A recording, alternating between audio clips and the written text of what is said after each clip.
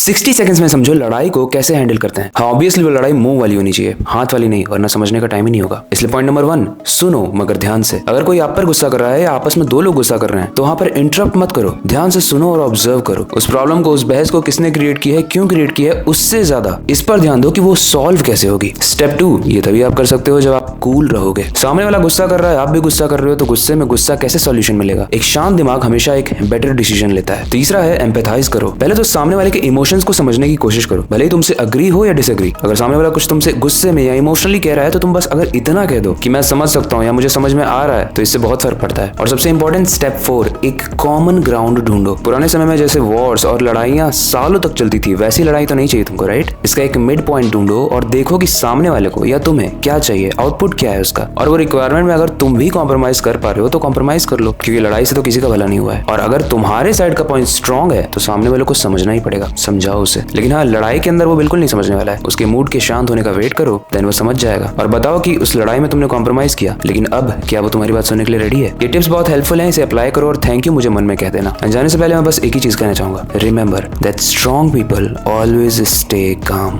मिलते हैं अगली वीडियो में।